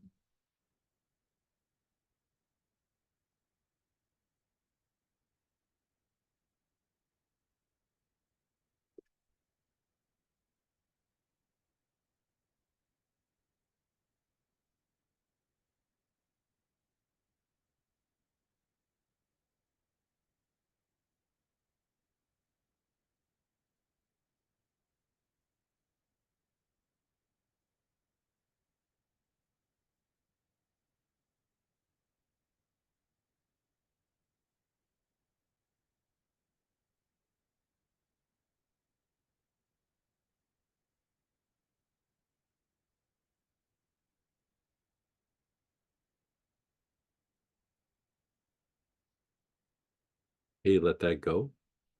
Now we're going to go to an active situation. Active situation, which means just things that you do either daily or weekly, something that you're always kind of doing, or something you're doing repetitively.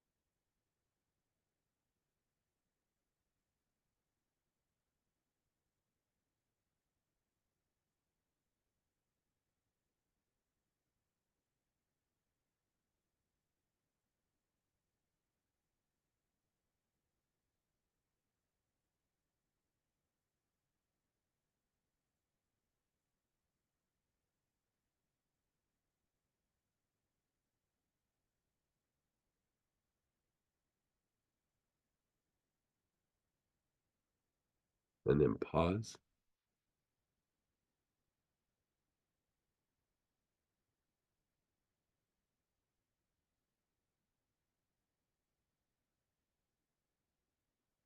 And then back to your spine. Your awareness is on your spine.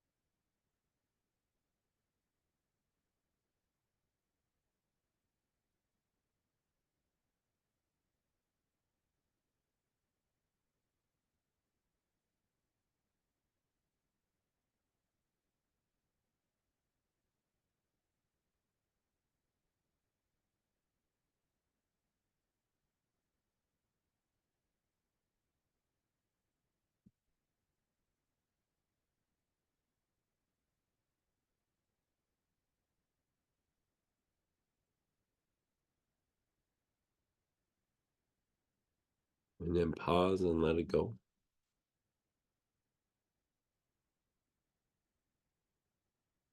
Same active situation, same thing you looked at before.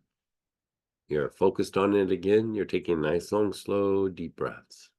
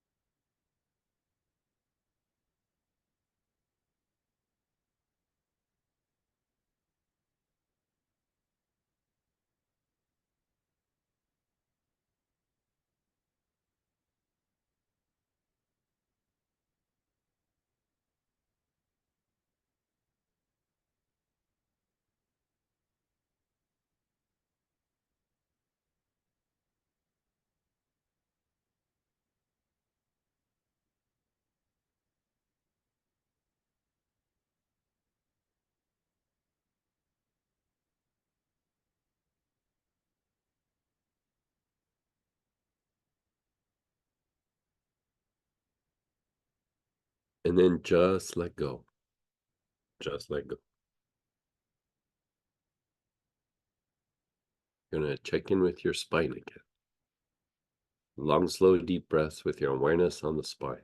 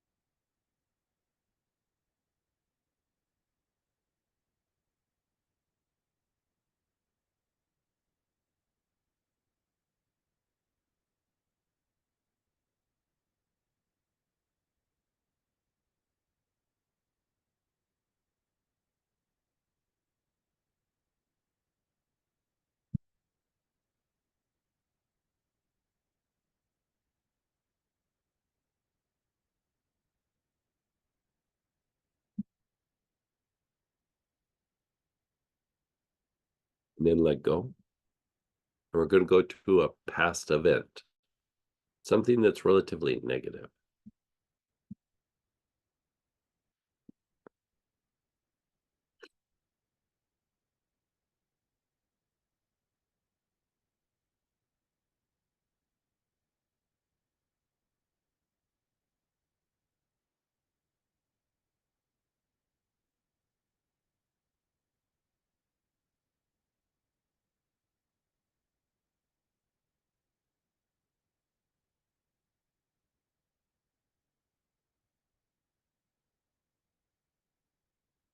You're inhaling with your awareness on that past event.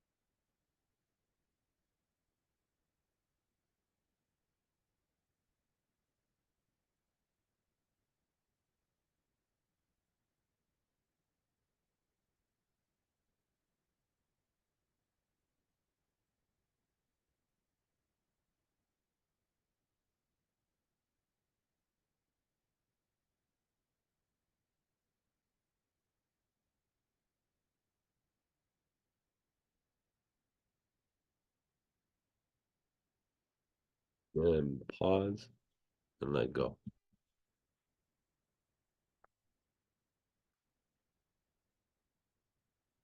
Yeah.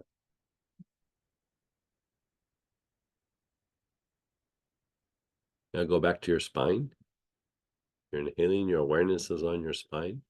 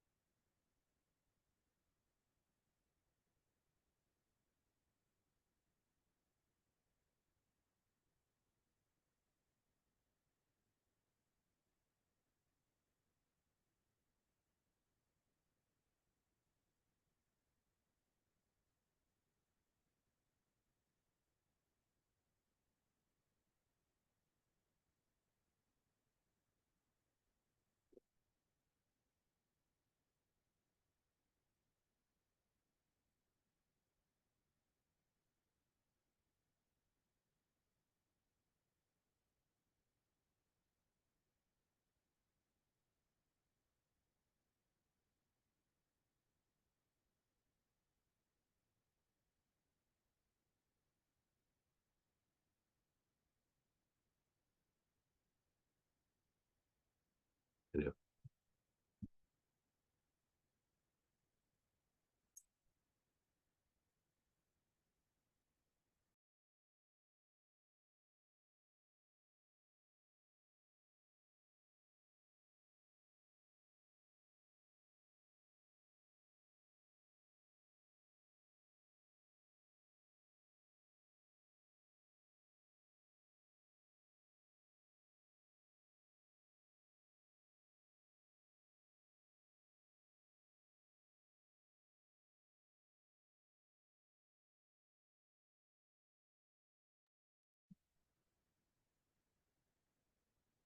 okay, and just pause and be still.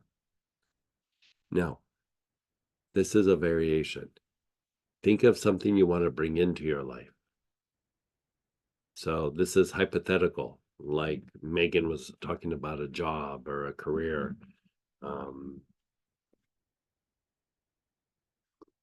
You know, a partner, a friend. It's not necessarily to a person, it's to an idea or a concept or a hypothetical.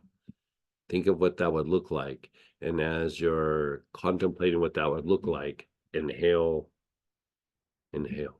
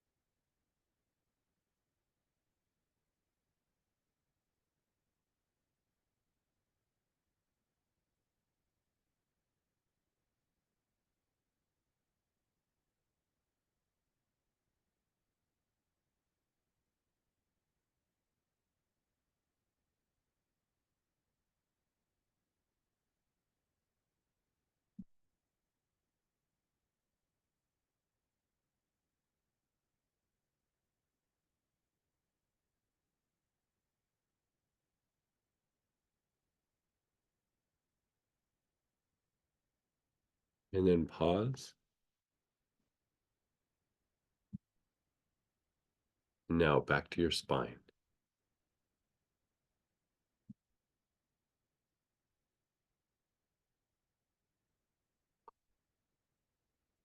It's a good day. Really good day.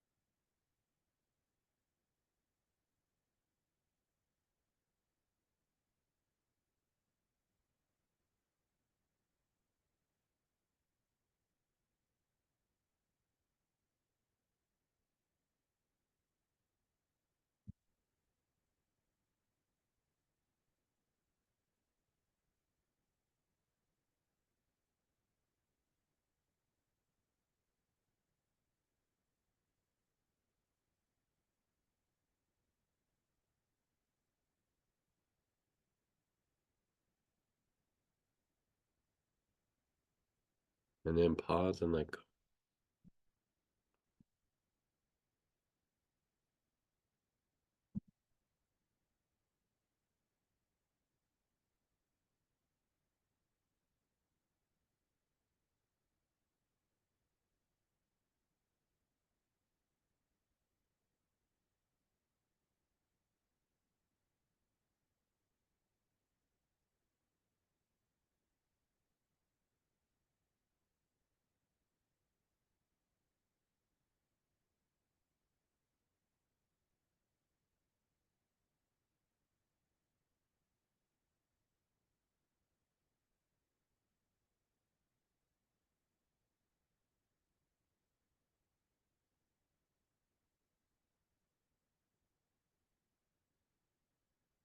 Again, you're thinking of that thing you want to bring into your life. Nice, long, slow, deep breath.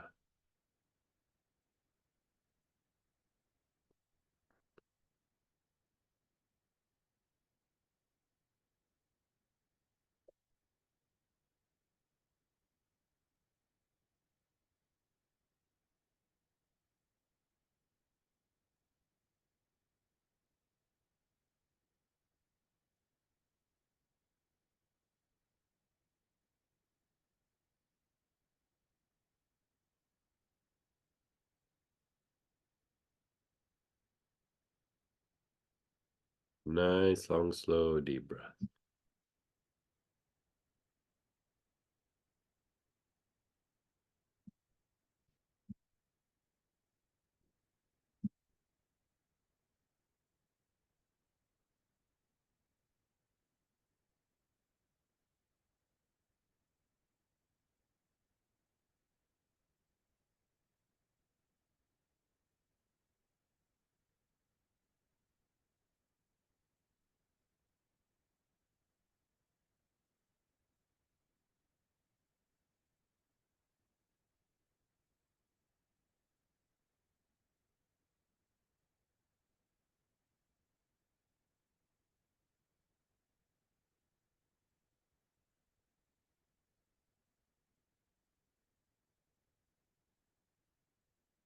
And then let it go. And again, you're feeling it in your spine. Nice, long, slow, deep breaths with your awareness on the spine.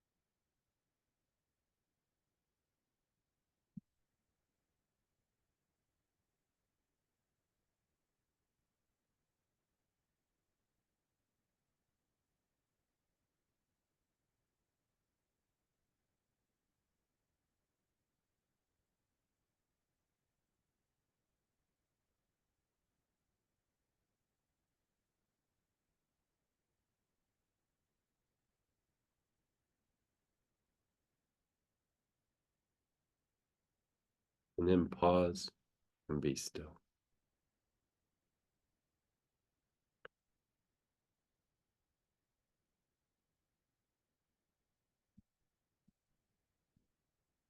We are going to jump over to the Stara prayer petition blessing.